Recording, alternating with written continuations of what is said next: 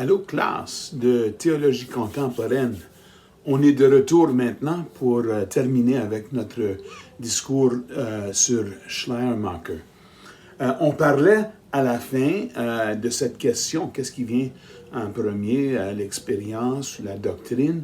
Et je veux retourner à cette question dans notre prochaine classe, mais maintenant je veux changer un peu le discours on parlait des domaines dans la théologie de Schleiermacher. Maintenant, on va parler du salut en Christ. Et qu'est-ce que Schleiermacher pense que ça veut dire, ça? Deux façons d'approcher le salut en Christ. Premièrement, la façon traditionnelle, piétiste, fondée sur la doctrine de l'expérience et l'expérience, parce que Jésus-Christ est crucifié et ressuscité, il peut encore intervenir dans le lien causal de notre univers pour accomplir ses objectifs d'une manière qui est au-delà et inexplicable par ce lien causal. Et c'est un genre de salut traditionnel où il y a un Dieu objectif à l'extérieur de nous et une expérience qu'on peut accéder par la foi. Schleiermacher appelle une telle vision magique. La force de ce point de vue est son lien avec le langage traditionnel du christianisme et sa capacité à parler d'une présence très réelle de Jésus dans notre vie. Sa faiblesse est qu'il semblait à Schleiermacher demander un sacrifice de l'intellect. C'est-à-dire, comment je peux vraiment croire comme ça dans ce monde moderne dans lequel j'habite. Ça nous demande de nier tous les meilleurs fruits des efforts intellectuels et culturels des êtres humains, qui étaient si passionnants et stimulants à son époque, au début du 19e siècle. Alors, la sensibilité de Schleiermacher vers la vision du monde de son âge fait que Schleiermacher dénonce cette image magique de Jésus. Alors, il a la version traditionnelle, mais il a aussi une version, on pourrait dire, rationnelle. Jésus était considéré par eux, c'est-à-dire Schleiermacher, les rationalistes, comme un grand maître moral. Peut-être le plus grand maître moral qu'il y a jamais eu. Qui non seulement enseignant à tendre l'autre joue et la règle d'or et à aimer ses propres, à aimer les malades, les pauvres et les exclus, mais qui suivait ses propres préceptes jusqu'à la mort. Nous pouvons apprendre des enseignements de Jésus et suivre son exemple et vivre comme lui. Mais Jésus est mort et il n'est plus présent. Schleiermacher appelle cette vision la vision empirique. La force de ce point de vue est qu'il n'exige pas que l'on choisisse entre les avancées scientifiques et philosophiques et l'enseignement de Jésus-Christ. Sa faiblesse est qu'elle n'est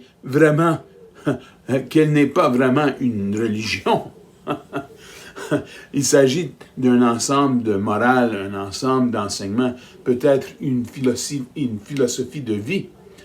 Alors, la solution de Schleiermacher pour sortir de ce choix intenable entre le Jésus rationaliste et le Jésus magique est de formuler une troisième voie avec les forces des deux, mais sans leur faiblesse.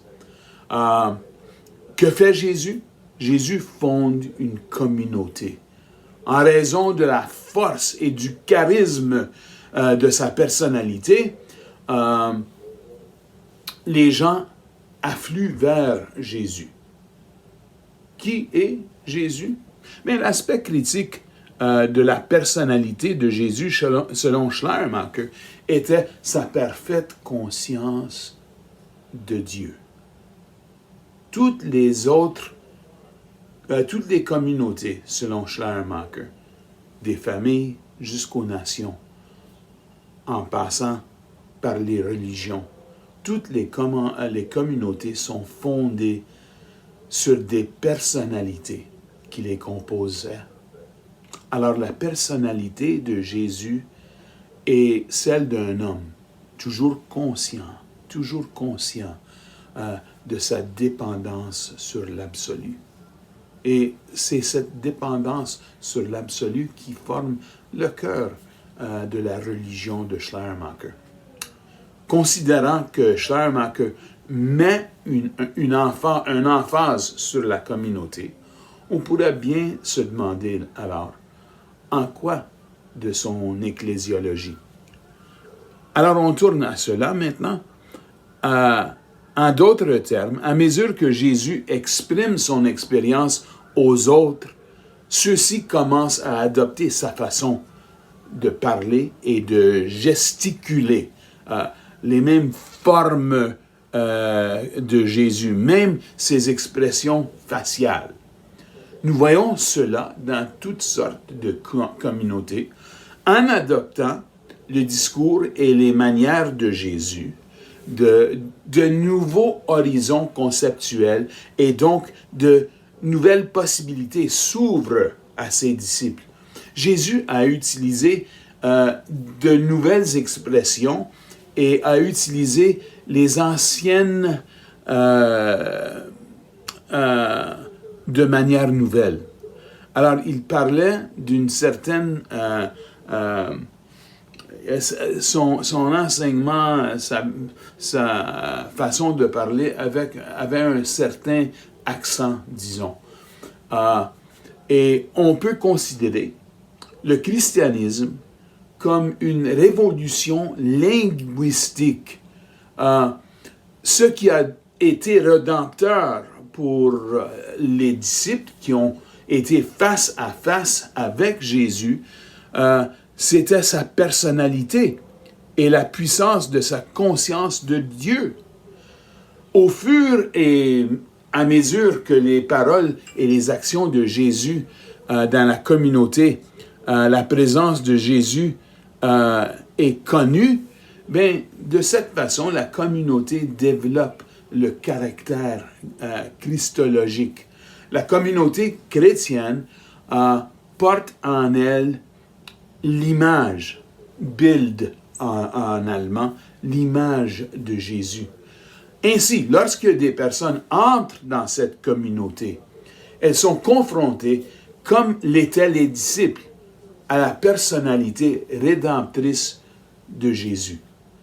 Schleiermacher a trouvé une façon de penser en termes naturels à la présence continue de Jésus et aux effets rédempteurs de cette présence. Pour Schleiermacher, l'essence du christianisme est précisément cette expérience de la rédemption. Ce n'est pas un ensemble de propositions intellectuelles ou doctrinales sur le monde auquel il fait souscrire. La religion pour Schleiermacher n'est pas de penser ou de faire, pas de métaphysique ou même de morale, mais premièrement de ressentir quelque chose, ressentir cette dépendance sur l'absolu. La religion chrétienne est une expérience de rédemption liée à la personne de Jésus, en imitation du caractère et du parler et des actions de Jésus. Les avantages de cette troisième voie médiatrice sont, d'une part, qu'elle peut articuler une présence continue, très réelle du Christ dans son Église, et d'autre part, ce faisant, elle n'exige pas des chrétiens à contredire ce qu'ils savent être le cas des systèmes naturels de causalité dans d'autres domaines de leur expérience, c'est-à-dire dans la science et dans la philosophie. Alors, quoi de la Trinité? Si c'est comme ça, si on commence à réimaginer Jésus de cette façon, ça veut quoi dire sur la question de la Trinité? Pour Schleiermacher, la doctrine de la Trinité n'a pas de sens dans sa formulation traditionnelle. Ça n'a pas de sens. La doctrine telle qu'elle a été développée à travers les siècles de l'Église primitive découle des doctrines de la providence et le salut. Tandis que la plupart des théologiens décrivent la Trinité au début de leur théologie systématique, Schleiermacher a attendu à la fin. Il l'a décrit à la fin de la cohérence de la foi chrétienne, son grand théologie systématique, comme la pierre angulaire de la doctrine chrétienne. Pour lui, le point principal de la Trinité, c'est le même Dieu qui travaille dans la providence, le Père, dans la rédemption, le Christ, et maintenant à l'œuvre dans l'Esprit, c'est-à-dire dans l'Église, l'Esprit de la communauté de Jésus-Christ. Alors, on voit que cette pensée rationaliste romantique de Schleiermacher, cette pensée maintenant fait un changement à tout niveau de notre théologie. Alors, réfléchissons pour quelques secondes sur la question de Schleiermacher en tant que père de la théologie libérale. John Frame nous dit d'un certain nombre de thèmes principaux de la tradition libérale, qu'un certain nombre de thèmes principaux de la théologie libérale peuvent être trouvés dans l'œuvre de Schleiermacher. Pensons à ceux-là maintenant. Premièrement, le principe de l'autonomie rationnelle. L'œuvre de Schleiermacher ne contient pas l'adulation de la raison, typique de Kant ou Hegel. Il préfère parler de sentiments autonomes plutôt que raisonnement autonome. Mais en fin de compte, il n'y a pas beaucoup de différence entre les deux. Bien sûr, les écrits de Schleiermacher ne sont pas de simples expressions de sentiments. Ce sont des analyses rationnelles sur la question de la position de sentiments dans la vie chrétienne. Et à cause de sa compréhension de la révélation, ces analyses sont immunisées contre l'autorité de la révélation divine. Ensuite, ça nous apporte à la révélation non propositionnelle. Souvent, notre concept de l'écriture est basé sur un concept un peu rationnel, mais que l'écriture certainement nous propose des propositions rationnelles ou des propositions qu'on doit croire. Dieu est un et il existe en Trinité, que Jésus-Christ est divin, que la mort de Jésus sur la croix fait le centre du salut pour nous. Alors, Schleiermacher trouve la révélation dans le cours général de l'histoire, au lieu que nécessairement dans la Bible, et dans notre subjectivité privée. Mais pas sous une forme qui menacerait notre rationalité autonome.